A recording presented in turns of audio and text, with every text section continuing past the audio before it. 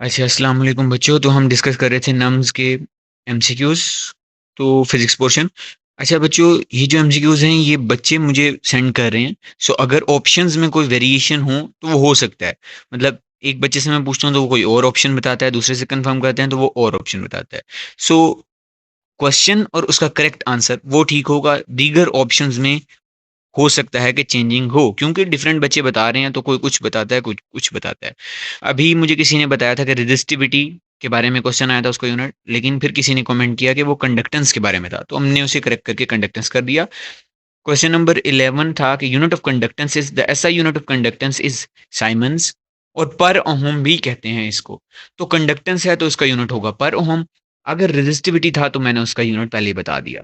तो दोनों में से जो भी था, दोनों अब क्लियर हो चुके हैं। सो अब हम चलते हैं नेक्स्ट क्वेश्चन की तरफ। नेक्स्ट क्वेश्चन है 21। Rectification is the conversion of. अब ये किसी बच्चे ने बताया है तो दो ऑप्शन पता चल सके हैं सिर्फ, और नहीं पता चले आल्ट, और यही दो कंफ्यूजिंग थे। रेक्टिफिकेशन क्या होती है? Conversion of alternating voltage to direct voltage, या alternating current to direct current. ठीक है। इसके अलावा दीगर जो दो एमसीक्यूज, दो ऑप्शन होंगे, वो बिल्कुल फजूल होंगे, वो बन ही नहीं सकते होंगे। तो इसका आंसर मोस्ट अप्रोप्रिएटली, ये दोनों बातें वैसे एक ठीक हैं कि जो रेक्टिफिकेशन करते हैं आप, तो उसमें ये होता है कि आपके जो वोल्टेज है उसकी पोलैरिटी भी बदलना बंद हो जाती है और करंट की भी बदलना बंद हो जाती है। लेकिन हम आउटपुट यानी रजिस्टर में से हम सिर्फ करंट की डायरेक्शन देख रहे होते हैं। और रेक्टिफिकेशन को डिफाइन करते हुए भी हम ये कहते हैं कि rectification is the conversion of AC into DC, या अल्टरनेट। एसी का क्या मतलब है? अल्टरनेटिंग करंट, यानी alternating current into direct current. तो इसका आंसर हो जाएगा alternating current into direct current, यानी कि बीटा। हालांकि होता ऐसा है कि दोनों चीजें होती हैं कि अल्टरनेटिंग वोल्टेज भी डायरेक्ट वोल्टेज बन जाता है, तभी तो जो है आपका जो करंट है वो अपनी डायरेक्शन चेंज करना बंद कर देता है।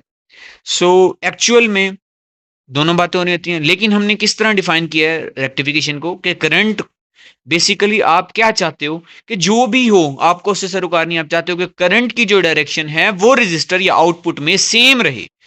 तो इसको आप रेक्टिफिकेशन बोल देते हो, यानी आपका मेन फोकस करंट है। सो बीटा आपका करेक्ट आंसर बनेगा। ओके। अब हम चलते हैं नेक्स्ट ऑप्शन, नेक्स्ट क्वेश्चन की तरफ। नेक्स्ट क्वेश्चन है आपका, the explanation of the angular momentum of an electron in A orbit was given by. तो ये सारा सारा काम किया था नील बोहर ने, बोहर एटॉमिक मॉडल में। ठीक है।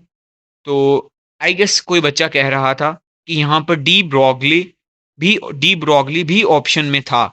तो अगर वो ऑप्शन में हो या ना हो, तो आप लोगों का आंसर स्टिल आपके पास बोहर ही बनेगा, क्योंकि बोहर ने एटॉमिक मॉडल दिया था, तो इसका आंसर हुआ बोहर। बोहर ने बताया था कि क्वांटाइज्ड एंगुलर मोमेंटम होंगे, और एटॉमिक स्टेबिलिटी के बारे में एक्सप्लेन किया था, और एटॉमिक रेडियस के बारे में, क्वांटाइज एनर्जी के बारे में, है ना। बोहर एटॉमिक मॉडल ही करता है। तो उसने एक्सप्लेनेशन दी थी। हाँ, प्रूव करना उसको, उसके ऊपर बात करना वो दीगर साइंटिस्ट ने किया था। एक्सप्लेनेशन इसने दी थी, और उनको प्रूव डिफरेंट डिफरेंट साइंटिस्ट ने किए थे। इसके तीनों पोस्टुलेट को डिफरेंट डिफरेंट जगह पे या तो यूटिलाइज हो रहे हैं, या वो कोई ना कोई उनको आगे प्रूफ कर रहा है। एक्सप्लेनेशन इसकी है नील बोहर की। अगले क्वेश्चन पे चलते हैं। Cross product is maximum. अब ये बच्चों वाला क्वेश्चन है। क्रॉस प्रोडक्ट कब मैक्सिमम होता है? जब आपके पास एंगल कितना हो, देख लेते हैं।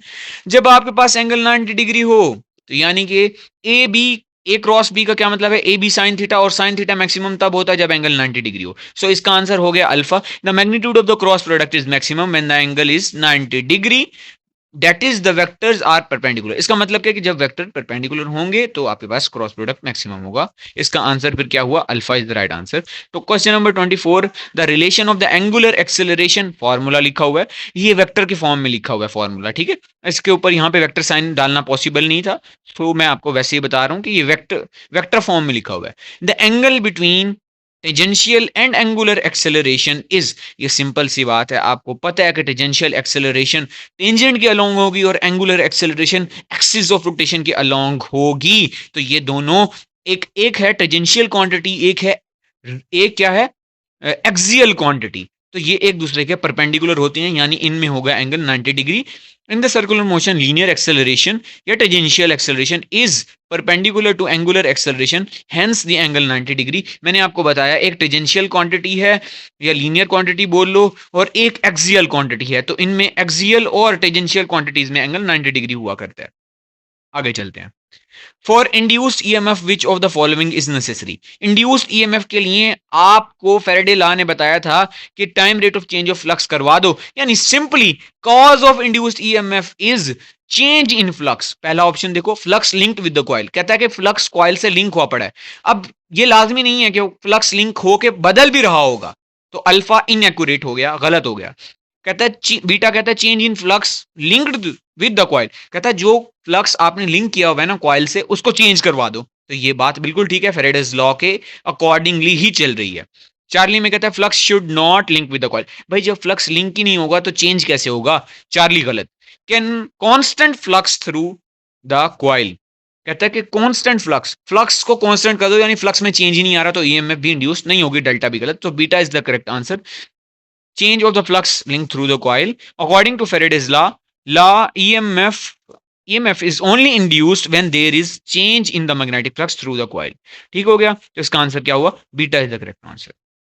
अब जैसे जैसे मुझे एमसीक्यूज मिलते जाएंगे तो मैं वीडियो रिकॉर्ड करता जाऊंगा और आप जो है उनको सुनते जाएं और देखते जाएं। ओके।